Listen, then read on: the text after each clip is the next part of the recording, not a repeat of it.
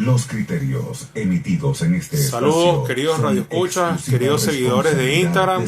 En breves segundos estaremos empezando nuestro programa En Sintonía con Cipriano por Radio Sintonía 1420 AM. Programa mixto, informativo y de opinión transmitido en horario todo usuario. Es una producción nacional de José Molina. Sintonía 1420 AM presenta En Sintonía con Cipriano. Un espacio de opinión, información y debate conducido por el diputado Cipriano Heredia.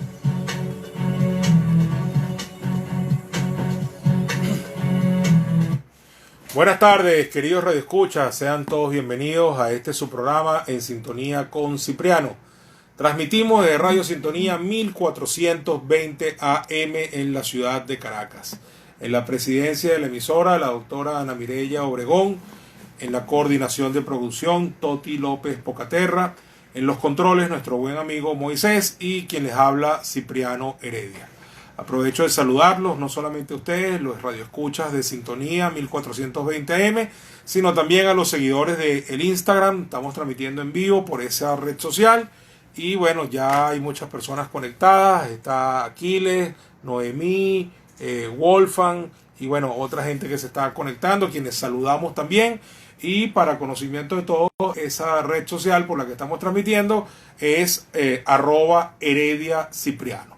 Bueno, prontamente nos informan aquí en el estudio, podremos transmitir por las redes también de la emisora, por Facebook, por Instagram, por Twitter, por todas las redes sociales de la emisora conjuntamente, lo cual pues va a ser por supuesto un añadido importante para el alcance de nuestra transmisión y de todos los programas que se transmiten aquí en Radio Sintonía, ya que bueno, hoy en día pues las redes sociales sin duda alguna marcan la pauta en cuanto a todas estas cosas, por supuesto añadido al poder que de por sí tiene la señal abierta de una emisora radial. Bueno, queridos radioescuchas, queridos seguidores de Instagram, hemos escogido como tema de hoy, dado pues la cercanía que tiene tanto la farsa que ha sido convocada para el 6 de diciembre como el comienzo de la consulta popular legítima y constitucional que empezará justo al día siguiente, el 7, pues creemos necesario pues dedicarle la editorial del programa de hoy e invitarlos a ustedes a través de la mensajería. Ya tengo aquí la pantalla abierta en la página web de la emisora. Voy a dedicarle el editorial completo a este tema y al regresar de la pausa pues hablaremos de manera abierta sobre todas las inquietudes que ustedes tengan sobre este tema de la farsa versus la consulta. Yo quiero empezar por hacer lo que hago en todas las asambleas de ciudadanos y de vecinos que estoy yendo, porque me parece fundamental que todo el mundo entienda el contexto en el que esto se enmarca, porque a veces se nos olvida incluso hasta el pasado reciente. Y entonces cuando se nos olvida el pasado reciente, pues no entendemos de dónde salen las cosas, no le damos la importancia que tiene y no ubicamos el significado que puede llegar a alcanzar en una coyuntura determinada. Sigo saludando a la gente que se sigue conectando a mi cuenta de Instagram y renuevo los saludos a quienes se estén sumando en este momento a la transmisión radial. Muy bien, ¿a qué me refiero? No nos olvidemos nosotros dónde estábamos exactamente hace un año.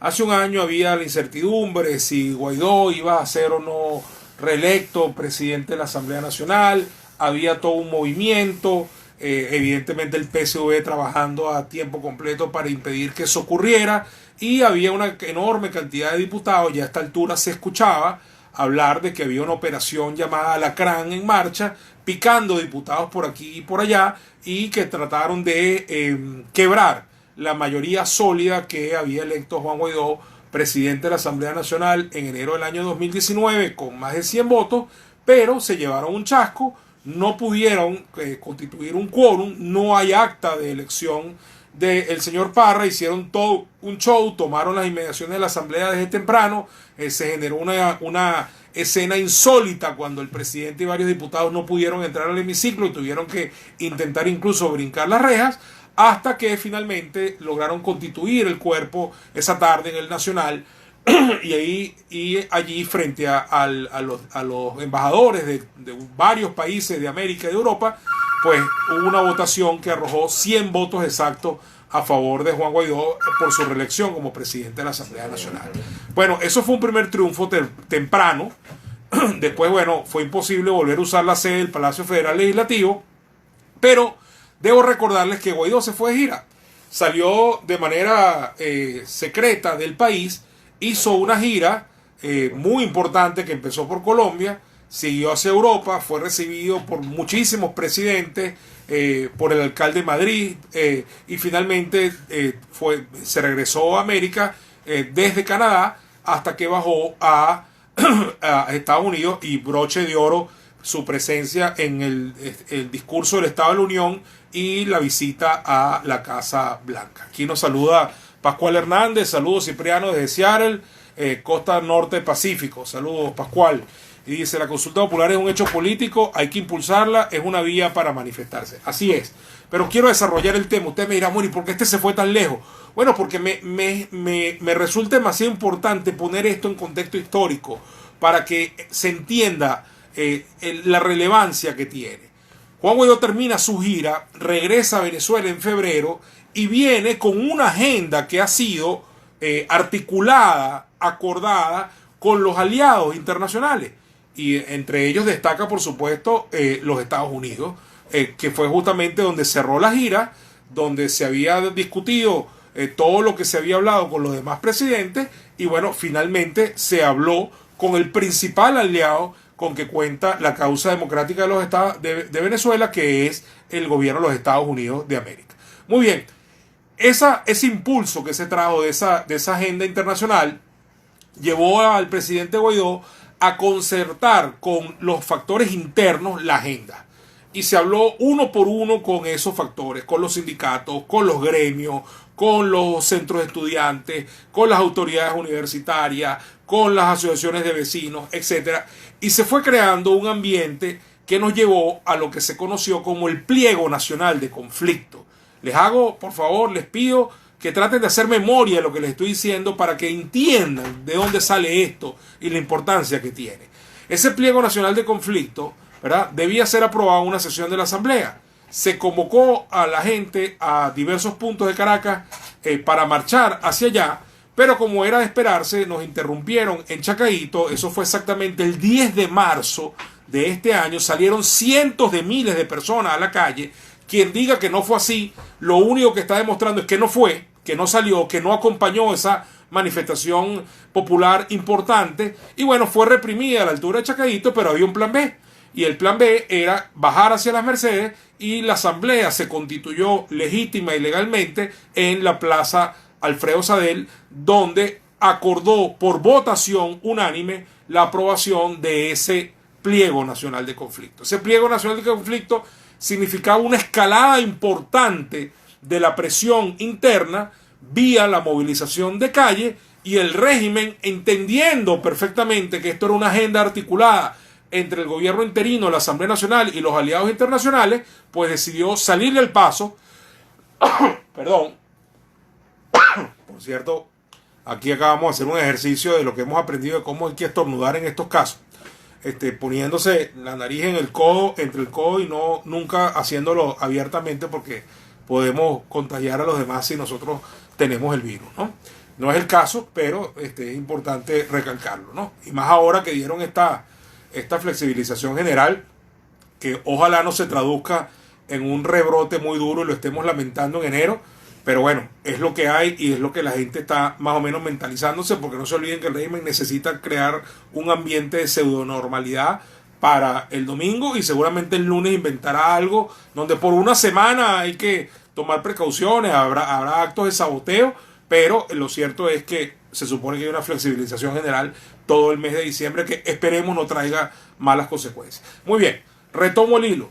El régimen, entonces, entendiendo que había una agenda articulada, que habíamos vuelto por nuestros fueros en la calle, que habíamos logrado una movilización popular importante, que salió centenares de miles de personas en toda Venezuela, porque esa movilización no fue solo en Caracas, y que se había aprobado ya un pliego nacional de conflicto, el régimen entonces declaró los 2 primeros casos del contagio del COVID el 15 de marzo. Obviamente la población se asustó porque el COVID no había llegado a Venezuela, ese día se hizo público y decretó después que el lunes siguiente comenzaba la cuarentena y la impuso incluso a sangre y fuego. Y cuando digo sangre y fuego lo estoy diciendo literalmente. No fueron pocas las confrontaciones que hubo en las calles, en los mercados, etcétera, entre buhoneros y la Guardia Nacional, entre gente que estaba en la acera de su casa y los colectivos, etcétera. Incluso les pido, recuerden que hasta mataron a 2 o 3 personas en una calle en el 23 de enero, obligándolos a que se metieran en sus casas. Entonces, bueno, el régimen creó el pánico necesario, la población se asustó, todos los días se dan unos reportes de cómo iba progresando el COVID, y bueno, la verdad es que la tasa de contagio era bastante baja, tanto en marzo como en abril, como en mayo, pero había un miedo genuino de la población. Y bueno, la verdad es que terminamos descubriendo que era por un tema de la falta de combustible, ya que a partir del 1 de junio, bueno, la gente se volcó a las estaciones de gasolina porque tenían 2 meses y medio sin ver la gasolina en ningún lado, ¿no? Entonces, todo esto lo digo porque justo a mediados de año el régimen decidió continuar con su agenda, que no era otra que la de convocar como fuese las elecciones de la Asamblea Nacional. En el seno de esa asamblea, la actual, la legítima, la electa en 2015 y la única que seguirá siendo legítima hasta que no haya elecciones libres, justas y verificables, en el seno de esa asamblea se hicieron muchísimos esfuerzos porque se eligiera un CNE legítimo. Y la única forma de que ese CNE fuese legítimo es que saliera del seno de la Asamblea Nacional. Ahora, era necesario que hubiese un pacto político donde tenía que haber un acuerdo porque se necesitaban las 2/3 partes para nombrar los rectores. Eso imponía que el PSV y las fracciones de la oposición se pusieran de acuerdo, porque si no era imposible lograr las 2/3 partes. Bien porque se habían perdido ya curules completos, bien porque hay pequeños sectores de la oposición que ya se han volteado abiertamente hacia el régimen o les encanta hacer el doble juego de manera permanente. Nadie tenía 2/3 partes. Bueno, eso no fue posible, ni siquiera con la fórmula de equilibrio del 2-2-1 fue posible. El régimen decidió una vez más patear la mesa, poner a sus peones de la mesita a meter un recurso del Tribunal Supremo de Justicia de omisión legislativa y terminó designándose el CNE con clara mayoría del régimen, 3 fichas propias, y los otros 2 señores que están allí que dicen representar a la oposición en realidad son 2 socios del régimen para esta farsa que está montada para el 6 de diciembre, cuyos resultados están más que cantados de antemano. Pero además es que los resultados están cantados de antemano por la composición del CNE, porque es un árbitro claramente parcializado, no hay condiciones. Todas las cosas que nosotros vimos que sucedieron en el 2016 cuando se robaron el referendo revocatorio, cuando no hicieron las elecciones regionales, en el 2017 cuando se sacaron de un sombrero las bases comiciales absolutamente inconstitucionales para elegir una Asamblea Nacional Constituyente, que son unas bases insólitas. Todo lo que vimos que ocurrió en las elecciones regionales del 2017 de gobernadores, que le robaron el triunfo a Andrés Velázquez en Bolívar, que emigraron electores hasta 24 horas antes de las elecciones, que asaltaron las unidades de transporte donde estábamos trasladando a esos electores, que hubo violencia indiscriminada contra electores y testigos de la oposición en todos lados, que se practicó lo que se conoce como la Operación Carrusel, donde un comisario político controlaba el voto de todas las personas que estaban en la cola so pena de perder los beneficios sociales que les da el régimen, donde instalaron puntos rojos en las entradas de los centros de votación, mesas en las casas del PSV, etcétera, etcétera, etcétera. Todas esas cosas están allí. Nada de eso se ha echado para atrás.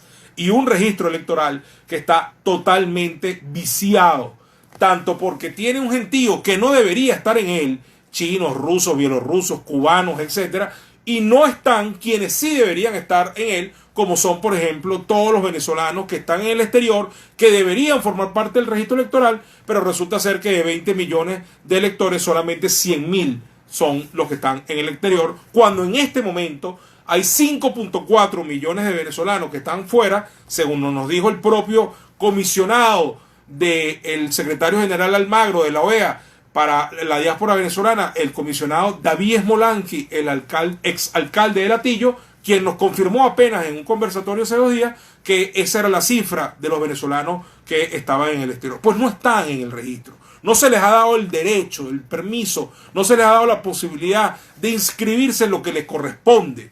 De esos 5.4, obviamente no todo el mundo es mayor de edad, habrá unos 3.5 que pueden ser electores, pero esos 3.5 no tuvieron derecho a votar en las elecciones del 2018, por ejemplo, ni tendrán derecho a expresarse en esta oportunidad, ni en nada, porque simplemente no abren los consulados para que la gente se inscriba. Entonces, ahora, dadas esas condiciones, nosotros, la Unidad Democrática, se fijó en principio una primera posición basada, establecida, fundamentada, bueno, en una conducta y en una actitud principista. O sea, no podemos seguir avalando fraudes, no podemos seguir concurriendo a procesos disqueelectorales como el régimen quiera.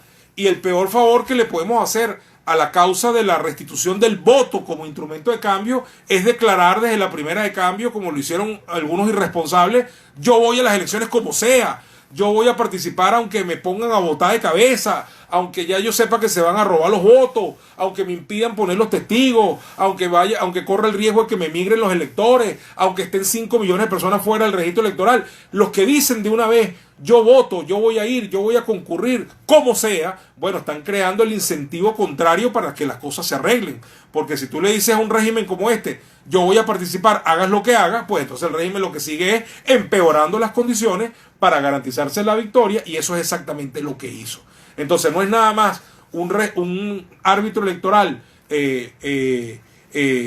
parcializado y viciado, además de surgido de una jugada espuria, sino que obviamente se trata de un proceso que está totalmente viciado de la A a la Z. Entonces, bueno, eso hay que tenerlo en cuenta. No hay ninguna garantía. El Plan República va a estar allí haciendo lo que saben hacer. Van a pedir el carnet de la patria. Están coaccionando a los funcionarios públicos. Y bueno, el señor del reality show de los miércoles ya dijo el colmo de las sinvergüenzuras y de la desfachatez.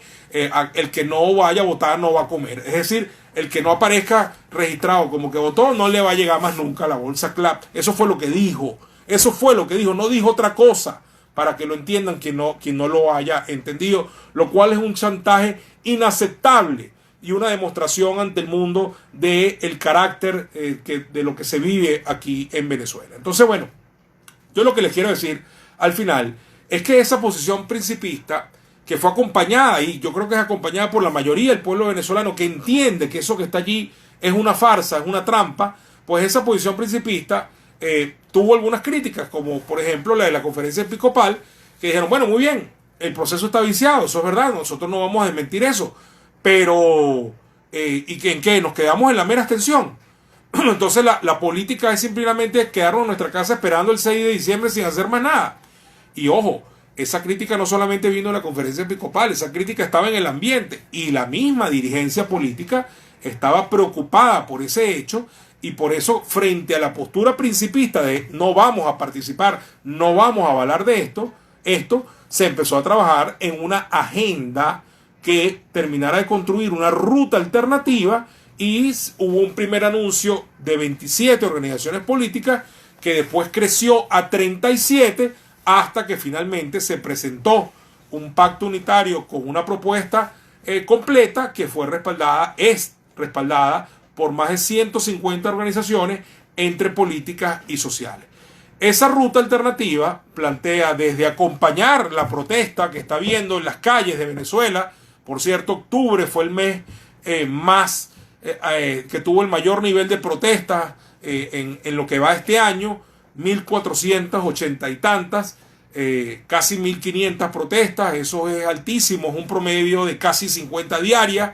Es el mes de mayor nivel de protestas en lo que va este año. El segundo fue mayo con 1.075.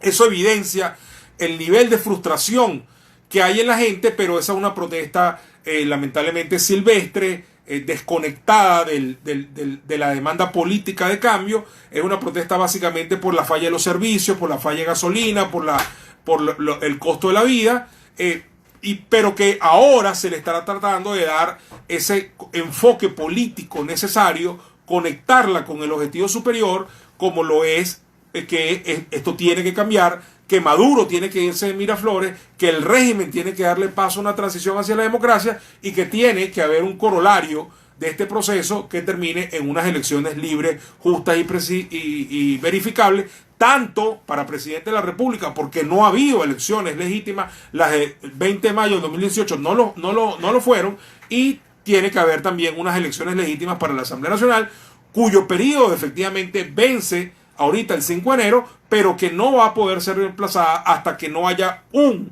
proceso legal y legítimo para sustituir a los actuales diputados. Por eso se invoca la tesis de la continuidad constitucional. Entonces, quiero que entiendan que la consulta es, primero que nada, un recurso que está en la Constitución de participación ciudadana, artículo 70. Segundo, es vinculante, es decir, es de obligatorio cumplimiento. Tercero, no depende del CNE, no es el CNE quien lo organiza ni quien lo está convocando. Ustedes van a ver por ahí unos tarjetones rodando, están las tarjetas de Voluntad Popular, de Acción Democrática, Un Nuevo Tiempo, de una tal Primero de Venezuela. Esas tarjetas fueron secuestradas por el Tribunal Supremo de Justicia para ponerlas ahí. Pero los legítimos dirigentes de esos partidos no nos prestamos para la farsa del 6 de diciembre y estamos convocando a la consulta popular. Esa consulta se va a desarrollar los días 7, 8, 9, 10 y 11 por vía electrónica, vía internet. Ya voy a dar por aquí varias cuentas de redes sociales donde pueden seguir para mantenerse informados. La página exacta y el método exacto que se va a utilizar será a última hora para evitar los saqueos y los hackeos de parte del régimen. Y finalmente, el día 12, usted tendrá la oportunidad de manifestar su voluntad en esa consulta que tiene 3 preguntas de manera presencial. Y ahora, al regreso, porque ya va a ser muy... Bueno, creo que lo puedo decir todavía. Para que lo vaya anotando, la forma concreta como va a participar, dije, será dada a última hora justo antes del 7, pero usted puede estar informado de todo lo que tiene que ver con esta consulta a través de las siguientes redes sociales. Por Twitter, Consulta por Venezuela. El Venezuela abreviado BZLA. De la misma manera está en Facebook, en Instagram y en Facebook. Consulta por Venezuela. Todo pegado y el Venezuela abreviado BZLA. Además de eso, puede mantenerse informado de todo lo que tiene que ver con la consulta popular a través de la cuenta de la presidencia interina, @presidencia piso BE de Venezuela, en Facebook Presidencia Venezuela, y en Twitter e Instagram @Asamblea BE, esta es la cuenta de la Asamblea Nacional, y por Facebook /Asamblea BE. Esas son las redes sociales de la presidencia interina, de la Asamblea Nacional, y las consultas tienen sus propias redes. Insisto, en las 3 redes sociales, Instagram, Facebook y Twitter, es Consulta por Venezuela, todo pegado, y el Venezuela BZLA. Lo pongo aquí de todas maneras, por si acaso mis seguidores de Instagram quieren verlo, ahí lo pueden visualizar, ahí están todas las cuentas, ahí sale todo.